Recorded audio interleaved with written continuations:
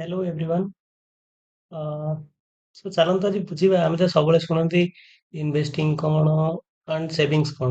Savings ଆଉ investment ଭିତରେ difference ଚାଲନ୍ତୁ ଆଜି ବୁଝିବା। ସେଭିଙ୍ଗସ୍ କ'ଣ, ଇନଭେଷ୍ଟମେଣ୍ଟ କ'ଣ। ଦେଖନ୍ତୁ, ଯୋଉ ଜେନେରାଲ ଲୋକ ଯୋଉମାନେ ବି ରହିଲେ ନା, ନର୍ମାଲ ଆମେ 90% ଲୋକ ଯୋଉମାନେ କି ଷ୍ଟକ୍ ମାର୍କେଟ ବିଷୟରେ ଜାଣିନାହାନ୍ତି, ସେମାନେ କୋଉଠି ଇନଭେଷ୍ଟ କରନ୍ତି? ଏଫଡି ରେ, ପିଏଫ ରେ, ନହେଲେ ଏଲଆଇସି ରେ। ଆପଣ ଦେଖିଥିବେ ଆପଣଙ୍କ ଫ୍ୟାମିଲିରେ ବି ବହୁତ ଲୋକ ବ୍ୟାଙ୍କରେ ନେଇକି ଏଫଡି କରିଦିଅନ୍ତି, ନହେଲେ ଯେତେବେଳେ ସାଲାରୀ ଆସେ ସେ ପିପିଏଫ ରେ ଇନଭେଷ୍ଟ କରିଦିଅନ୍ତି, ନହେଲେ ଏଲଆଇସି ରେ ମ୍ୟାକ୍ସିମମ୍ ଇନଭେଷ୍ଟ କରନ୍ତି, ନହେଲେ ଅଲଗା ଛୋଟ ମିନ୍ସରେ ଇନଭେଷ୍ଟ କରନ୍ତି। କିନ୍ତୁ ଏବେ ରିସେଣ୍ଟ ଟାଇମ୍ସର ଆପଣ ଦେଖୁଥିବେ ବହୁତ ସାରା ଲୋକ କ'ଣ କରୁଛନ୍ତି ନା, instead of investing in FD, PF or LIC, ସେମାନେ ଏବେ ଦେଖୁଥିବେ ନୂଆ ଲୋକ ଯୋଉମାନେ ସବୁ ଆସୁଛନ୍ତି, ନୂଆ ଜେନେରେସନ, ମ୍ୟୁଚୁଆଲ ଫଣ୍ଡରେ ସେମାନେ ଇନଭେଷ୍ଟ କରୁଛନ୍ତି, ସେମାନେ ଷ୍ଟକ୍ସରେ ଇନଭେଷ୍ଟ କରୁଛନ୍ତି, ଓକେ, ସେମାନେ ବଣ୍ଡସରେ ଇନଭେଷ୍ଟ କରୁଛନ୍ତି, ସେମାନେ ସବୁ ଏମିତି ଇନଭେଷ୍ଟ କରୁଛନ୍ତି। ତାହେଲେ ଆସନ୍ତୁ ବୁଝିବା ଗୋଟେ ଡିଫରେନ୍ସ, ଗୋଟେ କମ୍ପାରିଜନ କରିବା ଏଫଡି ରେ ଇନଭେଷ୍ଟମେଣ୍ଟ ଭର୍ସେସ ଆପଣ ଯଦି ମ୍ୟୁଚୁଆଲ ଫଣ୍ଡରେ ଇନଭେଷ୍ଟ କରିବେ, ତାହେଲେ ଡିଫରେନ୍ସ ଆମେ ଆସନ୍ତୁ ଗୋଟେ ବୁଝିବା। ଏଫଡି ମନେ କରନ୍ତୁ ଆପଣଙ୍କୁ କେତେ ରିଟର୍ନ ଦବ? ଏଫଡି ଏବେ ବି ଆପଣଙ୍କୁ 8% ହିଁ ରିଟର୍ନ ମିଳୁଛି ଏଫଡି ରେ ଇନଭେଷ୍ଟ କଲେ। ସେ ଆପଣ 20 ବର୍ଷ ପାଇଁ ଇନଭେଷ୍ଟ କରିବେ। ଆଣ୍ଡ ମୁଁ ଏ କାଲକୁଲେସନ ଟା 10,000 ଟଙ୍କା ଉପରେ କରୁଛି, ବୁଝିପାରିଲେ? 10,000 ଟଙ୍କା ଉପରେ ମନେ କରନ୍ତୁ ଆପଣ ଇନଭେଷ୍ଟ କଲେ, ତେଣୁ ଇନିସିଆଲ ଆପଣଙ୍କ ଇନଭେଷ୍ଟମେଣ୍ଟ ଆମାଉଣ୍ଟ ହଉଛି 10,000। ଆପଣ 8% ରିଟର୍ନ ଗୋଟେ ଏକ୍ସପେକ୍ଟ କରୁଛନ୍ତି। ଆପଣ ଯଦି 20 ବର୍ଷ ପାଇଁ ବି ଇନଭେଷ୍ଟ କରିବେ ନା, 10,000 ଟଙ୍କା ଉପରେ ଆପଣଙ୍କୁ ଟୋଟାଲ ଇଣ୍ଟରେଷ୍ଟ 36,610 ମିଳିବ। ଟୋଟାଲ ଆପଣ ପାଇବେ 46,610 ଆପଣ 20 ବର୍ଷ ପରେ। ଲେଟ୍ସ ସେ ଆପଣ ଯଦି 2024 ରେ ଇନଭେଷ୍ଟ କରିଥାନ୍ତେ 10,000 ଟଙ୍କା, ତେଣୁ ଏବେ ଆପଣଙ୍କୁ ମିଳିଥାନ୍ତା 46,610 ଇନ୍ 2024। ସୋ ଆଣ୍ଡ ଆପଣ କହିବେ ଓକେ ଠିକ୍ ଅଛି, ଯଦି ଆପଣ ଗୋଟେ ମ୍ୟୁଚୁଆଲ ଫଣ୍ଡରେ ଲେଟ୍ସ ଇନଭେଷ୍ଟ କରିବେ, ମ୍ୟୁଚୁଆଲ ଫଣ୍ଡ ଯୋଉଟା କି ମ୍ୟୁଚୁଆଲ ଫଣ୍ଡରେ ସିଏଜିଆର ମିନ୍ସ ଆମେ ଷ୍ଟକ୍ ମାର୍କେଟ ଟର୍ମ ଶୁଣନ୍ତି। ସିଏଜିଆର ହଉଛି compounded annual growth rate, okay, annual growth rate. Compounded annual growth rate ମାନେ ପର ଆନମ୍ କେତେ ରେଟରେ ସେ ଫଣ୍ଡ କିମ୍ବା ସେ ଷ୍ଟକ୍ ଟା ଗ୍ରୋ କରୁଛି, ଆମେ ତାକୁ ସିଏଜିଆର ବୋଲି କହୁ। ଆପଣ 10,000 ଟଙ୍କା 20 ବର୍ଷ ସେମ୍ ଏମାଉଣ୍ଟ ଯଦି 20 ବର୍ଷ ଇନଭେଷ୍ଟ କରିବେ ମ୍ୟୁଚୁଆଲ ଫଣ୍ଡରେ, ଗୋଟେ ମ୍ୟୁଚୁଆଲ ଫଣ୍ଡ ଆଭରେଜ ଯୋଉମାନେ 10 ବର୍ଷ ବି ରିଟର୍ନ ଦେଖିବେ 20% ରିଟର୍ନ ଆପଣଙ୍କୁ ଆଭରେଜ ମିଳିଯାଉଛି। ଏଠି ଯଦି ଆପଣଙ୍କୁ ରିଟର୍ନ 8% ମିଳୁଛି ନା ଏଫଡିରେ, ତାହେଲେ ଆପଣ ମ୍ୟୁଚୁଆଲ ଫଣ୍ଡରେ ଗୋଟେ 20% ରିଟର୍ନ ଇଜିଲି ମିଳିଯିବ, ଆପଣ ଯଦି ଗୋଟେ ଭଲ ମ୍ୟୁଚୁଆଲ ଫଣ୍ଡ ସିଲେକ୍ସନ କରିବେ।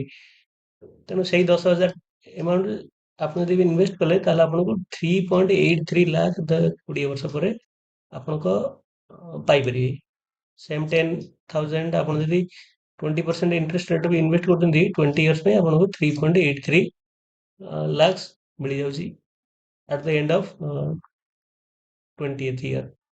ଆପଣ ଯଦି କହିବେ କୋଉ ମ୍ୟୁଚୁଆଲ ଫଣ୍ଡ ଅଛି ଯିଏକି ଆମକୁ 20% ରିଟର୍ନ ଦଉଛି, ଦେଖନ୍ତୁ sum of the best mutual ଫଣ୍ଡର ମୁଁ ଗୋଟେ ସାମ୍ପଲ ଡାଟା ଆପଣଙ୍କୁ ଦଉଛି। ମାନେ ଏ ମ୍ୟୁଚୁଆଲ ଫଣ୍ଡ ମୁଁ ରେକମେଣ୍ଡେସନ କରୁନି, ବଟ୍ ଗୋଟେ ସାମ୍ପଲ ଡାଟା ଆପଣଙ୍କୁ ଦଉଛି, ଯୋଉମାନେ କି ଲାଷ୍ଟ 10 ବର୍ଷରେ, ଏଇଟା ହଉଛି 10th year data. 10th year ଏଇଟା 10th ଇୟର ଭିତରେ ଆପଣଙ୍କୁ ଦେଇଛନ୍ତି 20%ରୁ ଅଧିକା ରିଟର୍ନ। ଦେଖନ୍ତୁ ଟାଟା ମିଡ୍ କ୍ୟାପର ଗୋଟେ ଫଣ୍ଡ ଅଛି, ଡାଇରେକ୍ଟ ପ୍ଲାନ୍, 22% ଆପଣଙ୍କୁ ରିଟର୍ନ ଦେଇଛି 10 ବର୍ଷରେ। କ୍ୱାଣ୍ଟ ମିଡ୍ କ୍ୟାପ୍ ବି ଅଛି, ସିଏ ଆପଣଙ୍କୁ 21% ରିଟର୍ନ ଦେଇଛି। ଏଇଟା ଗୋଟେ 23% ଏଡେଲୱାଇସ ର ଗୋଟେ ମ୍ୟୁଚୁଆଲ ଫଣ୍ଡ ଆପଣଙ୍କୁ ଦେଇଛି। ଏଇଟା ଗୋଟେ ଏଚଡିଏଫସି ର ମିଡ୍ କ୍ୟାପ୍ ଫଣ୍ଡ ଗୋଟେ ଅଛି, ସିଏ ବି ଆପଣଙ୍କୁ 22% ରିଟର୍ନ ଦେଇଛି। ଇଏ ଗୋଟେ 21% ନିପନ ଇଣ୍ଡିଆର ଗ୍ରୋଥ ଫଣ୍ଡ ଆପଣଙ୍କୁ ଦେଇଛି। ଏମିତି ସୁନ୍ଦରମ ମିଡ୍ କ୍ୟାପ୍ ଅଛି, ସିଏ ବି ଆପଣଙ୍କୁ 20% ରିଟର୍ନ ଦେଇଛି। ନିପନ ଇଣ୍ଡିଆ ମଲ୍ଟି କ୍ୟାପ୍ ଅଛି, ସିଏ ବି ଆପଣଙ୍କୁ ଅଲମୋଷ୍ଟ 18% 20% ରିଟର୍ନ ଦଉଛି। ତେଣୁ ଏମିତି ବହୁତ ସାରା ମ୍ୟୁଚୁଆଲ ଫଣ୍ଡ ଅଛି ଯୋଉମାନେ କି ଆପଣଙ୍କୁ 20%ରୁ ଅଧିକା ରିଟର୍ନ ଦେଇ ଦଉଛନ୍ତି। ତେଣୁ ଆପଣ ଗୋଟେ ଏଫଡି ରେ ଇନଭେଷ୍ଟ କରିକି 10 ବର୍ଷ ପରେ 46,000 ପାଇବା ଅପେକ୍ଷା ଆପଣ ଯଦି ସ୍ମାର୍ଟଲି ଗୋଟେ ଡିସିସନ ନେବେ, ତେଣୁ ଆପଣ 20 ବର୍ଷ ପରେ ଏତିକି ଏମାଉଣ୍ଟ ବି ପାଇପାରିବେ। ଯଦି ଆପଣ 10,000 ଜାଗାରେ ମନେ କରନ୍ତୁ ଲେଟ୍ସ ସେ ଆପଣ ଏଟାକୁ 10 ଲକ୍ଷ କିମ୍ବା ଲକ୍ଷେ ଟଙ୍କା ଯଦି ବି ଇନଭେଷ୍ଟ କରିବେ, ତେଣୁ ଆପଣ ଗୋଟେ ଅଲମୋଷ୍ଟ 30 ଲକ୍ଷ ଟଙ୍କା, 30 ଲକ୍ଷ ମିନିମମ୍, କିନ୍ତୁ ତାପରେ କମ୍ପାଉଣ୍ଡିଂ ହେଇକି ସିଏ ଅଲମୋଷ୍ଟ ଆପଣଙ୍କୁ 40-50 ଲାଖର ଗୋଟେ ଭଲ ଏମାଉଣ୍ଟ ଆପଣଙ୍କୁ ଗୋଟେ ମିଳିଯିବ।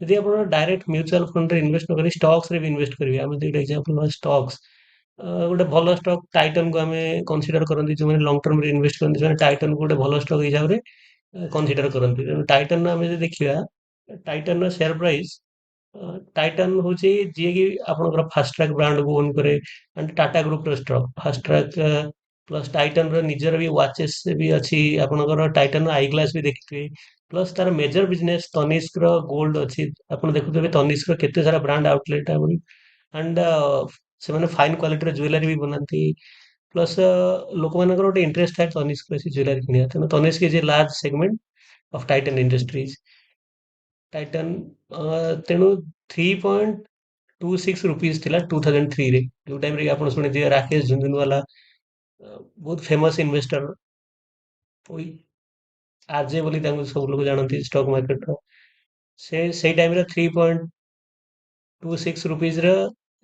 से गुडाए शेयर टाइटन रे किनि पकेइथिले आपण जदि 10,000 टंका सेम 10,000 टंका म्यूचुअल फंड रे नपे टाइटन रे इन्वेस्ट करथान्ते आपनको 10,000 डिवाइडेड बाय 3.26 ऑलमोस्ट 3,067 स्टॉक मिलिथान्ता जोटार कि आजिकार गोटे पर शेयर वैल्यू होची 3712 रुपीज सो 3712 इंटू 3037 स्टॉक जेती आपको मिलता टोटल वैल्यू आप देखो 1.1273 क्रोर्स पाखापाखि आसी मैंने आप 1.12 क्रोर्स इनकम कर विदिन 20 इयर्स आप भावत 10,000 कौन 2003 रे भी लोक 10,000 लोक भी कार किणुले लोक भी बाइक किणुले रईट तेणु आप टाइम गोटे बाइक भी न कि 50,000 टका जन टाइटन में पकई था तेणु एवं 50,000 टका अनुसार सी 5 कोटी ରୁ 6 कोटी टका इनकम करके ଏବେ ବି ଇନକମ କରିପାରିଥାନ୍ତା ସେମିତି ଦେଖନ୍ତୁ ଆଉ ଗୋଟେ ଭଲ ଷ୍ଟକ୍ ଆମେ ଏଇଟା ଟାଇଟନ ସେୟାର ଆପଣ ନିଜେ ଦେଖିପାରୁଥିବେ ଏଇଠି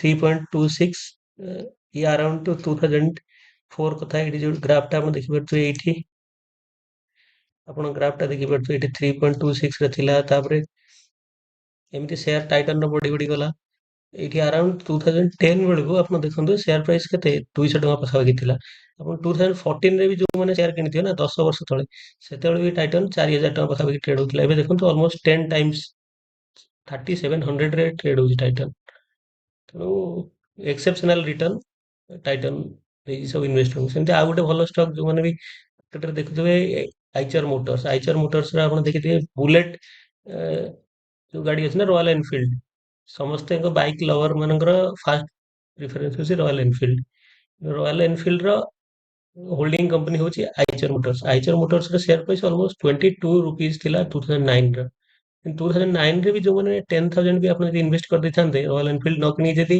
1 ଲାખ ର ଗୋଟେ ଆଇଚର ମୋଟର୍ସ ର ବି ସେୟାର କିଣି ପକେଇଥାନ୍ତେ ତେଣୁ ଆପଣଙ୍କୁ ଅଲମୋଷ୍ଟ 453 ର ଷ୍ଟକ୍ସ ମିଳି ଯାଇଥାନ୍ତା 10,000 ର ସେମିତି ଆପଣ ଯଦି 1 ଲାख କରିଥାନ୍ତେ ଆପଣଙ୍କୁ ଅଲମୋଷ୍ଟ 4,000 ଷ୍ଟକ୍ସ ମିଳିଥାନ୍ତା and 2024 एबेका डेट रो आइचर मोटर्स रो वैल्यू ऑलमोस्ट 3,934 रुपीज आपण एठी देखिबे एई लेवल रे 3,934 रुपीज आइचर मोटर्स रो वैल्यू अछि तेनु 453 शेयर्स इनटू 3,934 ऑलमोस्ट आपन को 17 17 लाख 85,000 ର ରିଟର୍ନ 15 ବର୍ଷରେ ସିଏ ଆପଣଙ୍କୁ ଆଇଚର ମୋଟର୍ସ ଦଉଛି ତେଣୁ ଗୋଟେ ଭଲ ତେଣୁ ଇଏ ଆପଣ ମାର୍କେଟରେ ଆସୁଛନ୍ତି ଯଦି ଜେନେରାଲି ଯଦି ଲଙ୍ଗ ଟର୍ମ ରେ ୱେଲ୍ଥ କ୍ରିଏଟ୍ କରିବାକୁ ଚାହୁଁଛନ୍ତି ତେଣୁ ଇକ୍विଟି ଭଲ ଷ୍ଟକ୍ ଆପଣ ସିଲେକ୍ସନ କରନ୍ତୁ ଇକ୍विଟି ସେୟାର ନ ଆଣ୍ଡ ଯୋଉମାନେ ଏବେ ନୂଆ ମାର୍କେଟରେ ଷ୍ଟାର୍ଟ କରୁଛନ୍ତି ସେମାନେ ମ୍ୟୁଚୁଆଲ ଫଣ୍ଡରେ ଇନଭେଷ୍ଟ କରନ୍ତୁ କାରଣ ମ୍ୟୁଚୁଆଲ ଫଣ୍ଡରେ ଆଉ ଜଣେ ଫଣ୍ଡ ମ୍ୟାନେଜର ଥାଏ ଯିଏକି ଆପଣଙ୍କ ପଇସାକୁ ନେଇ ମ୍ୟାନେଜ କରେ